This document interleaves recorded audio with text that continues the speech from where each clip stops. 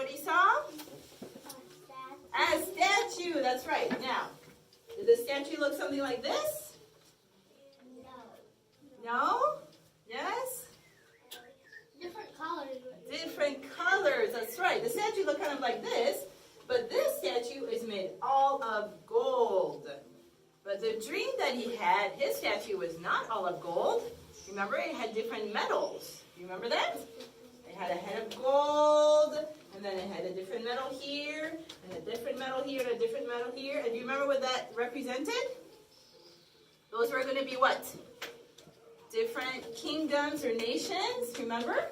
And who was the head of gold? The king, King Nebuchadnezzar, who had the dream, right? But then he decided, you know what? I like being the head of gold, but I don't want my kingdom to end, so I'm going to build something very special. And what was that? An idol, a huge idol. And it was made out of one metal. And what was that metal? Gold. Gold, because he wanted to be in power forever. He never wanted his kingdom to end. So he built this huge statue made out of gold. And last time we had seen Daniel. Where was Daniel going? On a trip, remember that? He was leaving on a trip that the king had sent him. And he was talking to Mishael. And he was telling Mishael, stay strong to God. Don't bow down to the statue. And today we're going to find out what happened, okay? Welcome, everyone. Welcome to the plains of Dura, where I have built my beautiful golden statue. Any moment now, we will start the loud music, the music that will make everyone bow down to the statue. There, you hear it? Ah, excellent, excellent. Now everyone is bowing. All my thousands and thousands of subjects. Oh, I see them all spread out. They're all bowing down. No one would dare to stand when I have given the command that you must bow and worship my golden statue. Well, probably the only one who would have been Daniel. He probably would have stood up. I know how he would have been. So that's why I sent him on a long trip before I was going to finish the statue. But everybody else will be bowing, that's for sure. Nobody would dare to... Hey, wait a second. Hey, there's some people over there. They're standing up. Hey, stop standing. You're supposed to be bowing up. I'm talking to you. Hey, okay, stop the music. Stop the music. You guards, get them over here. Bring them over here. I want to talk to them. Bring the leader. Hey, you, right over here. Stand right here.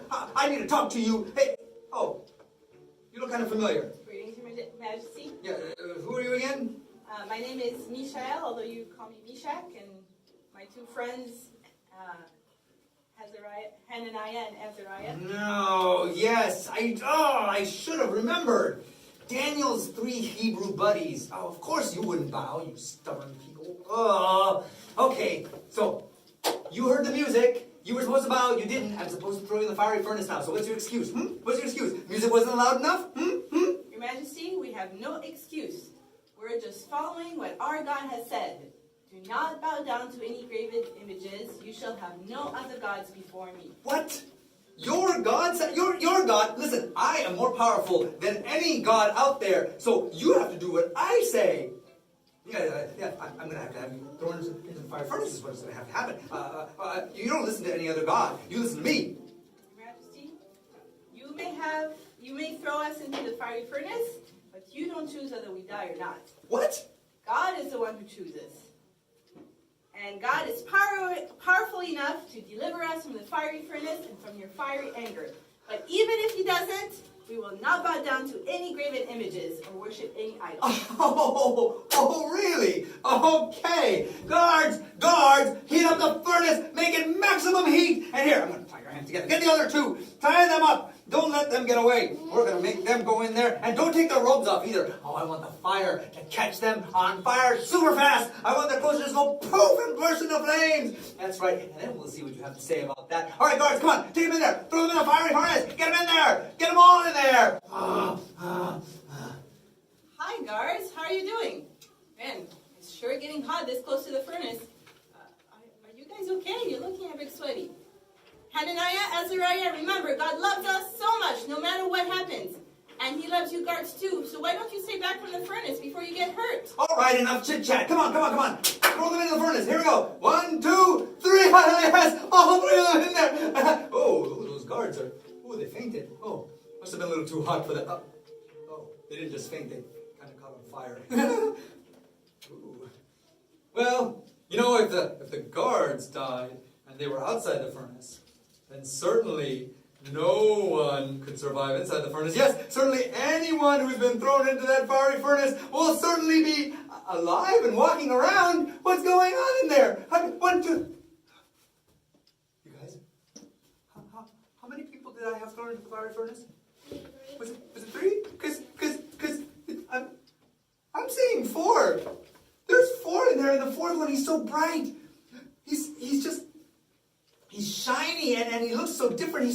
He looks so perfect, and I can't believe it. He's looking over here at me now, and oh, his face is beautiful, and he's not even angry at me. He's like smiling at me. It's like I can't look at him anymore. He's too bright. Shadrach, Meshach, Mishael, whatever your names are, get on out here. What? How? But you can't. But your clothes aren't. How did you survive this? You can't be alive through all of that. I mean, you don't even smell like smoke. And the only thing that's burned up is the ropes that were around your wrists. I can't believe this. I can't believe this. That's impossible. Your Majesty, with God, all things are possible. With God. With God. That was God in there with you, in the furnace, wasn't Yes, it? Your Majesty, the Son of God. He's always with us, with anybody who loves him, who believes his promises and obeys his word. Oh, I can't believe it. So, he's powerful. I mean, I thought I was powerful, but he's more powerful than me. He's more powerful than any king or any god I can think of. Yes, Your Majesty. But that's not even the best thing about God. As powerful as he is, he loves everybody, Your Majesty, even you. And he never forces anyone to worship him. I mean, even if people decide not to bow down and worship him, he's never going to say, I will throw you in the fiery furnace and you will die. That's the best thing about God, Your Majesty. He sounds amazing. So then everybody should worship him, shouldn't Yes, Your they? Majesty, yes. Well, then I'm going to help God out by forcing everybody to worship him. That's what I'm going to do. All right, attention everybody. I have a new proclamation. This is different than the old proclamation. Forget all the stuff about the music and the golden statue. Let's see, it goes like this. Attention, all my subjects. If anybody says anything bad about the God of Shadrach, Meshach, or Abednego, then my guards will... Oh, right, my guards. Well, my eventually new guards will arrest that person, and they will chop them in pieces with a sword, and they will tear their house down. And the reason they will do this is because their God is more powerful than any other God, and also because he loves them very much. He loves you all very much. Yeah, signed, King Nebuchadnezzar. Isn't that good? Your Majesty, that's not how God wants us to worship him. He never forces anyone, Your Majesty. He loves everybody. Well, let's not get into a discussion about worship here, okay? It's not. I'm just trying to help God out. You know, if the people all worship God, then he won't, destroy my kingdom, and then maybe we can still have the head of gold, all the time. And also, this way, I'll get to be second in command, because I'm making the rules to enforce the things for God, so then I'll still be kind of powerful, and that'll be good, because Your Majesty, power is good. I really worry about you. You're so focused on power. Power is not what makes you happy. What? And your pride is getting in the way of letting you understand how much God loves you, and that he just wants you to love him back and follow him so that you can be truly happy. Nobody talks to me this way! Guards, get it! Oh, right.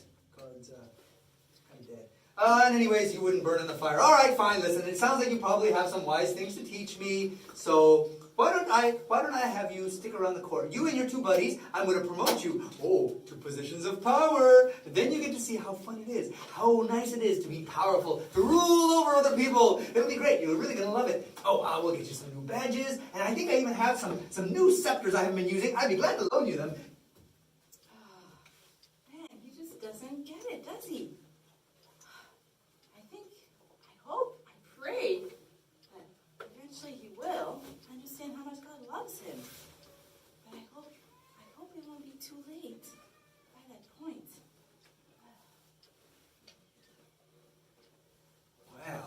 Seems like King Nebuchadnezzar still doesn't quite get it, does he? Does he get it? Does he understand what God is really like yet? No. He either thinks that he can trick God into changing his mind, like if he just makes a gold statue, then he'll fool God and God will be like, oh, I forgot that there was going to be other parts of the kingdoms that are coming later. I'll just make Babylon be in charge forever. Or he thinks that he can force people to worship God, and then that's what God wants. Does God want people to be forced to worship him? No. Does God want to force people to do anything? No, because God loves everyone. You can't force somebody to do something if you love them. In fact, you can't force somebody to love you. I couldn't come up to you today and say, hey, you better love me or I'll punch you in the nose. Hey, you better love me or I'll kick you in the shins. Are you going to be able to love me if I'm threatening you like that? No. But that's what Nebuchadnezzar was saying. He was like, okay, all right, I'm going to make sure everybody worships the God of Shadrach, Meshach, and Abednego, or I'll have them killed and the house will be torn down. And then people get all confused, like, oh no, does God love us, or is he just looking for an excuse to tear down our houses and chop us into pieces? No, that's not what God is like at all, right? I hope you'll never fall for those kind of tricks. Never fall for those kind of stories, like Nebuchadnezzar was getting confused. But I think next time that we have our Nebuchadnezzar skit, we're going to see when he finally really truly learned the lesson of who God is, how God is more powerful, and how God loves everyone, okay? I can't wait to see that. All right, let's have a quick prayer to end this time, and then we're going to do something right before our lesson time, okay? Everybody close your eyes. Thank you, dear Heavenly Father, God of the universe, that you protected Shadrach, Meshach, and Abednego back then.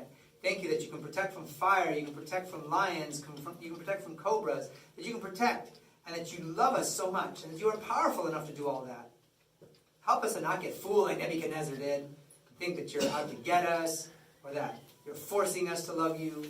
Help us to love you because we see how much you loved us first. We love you back. Amen.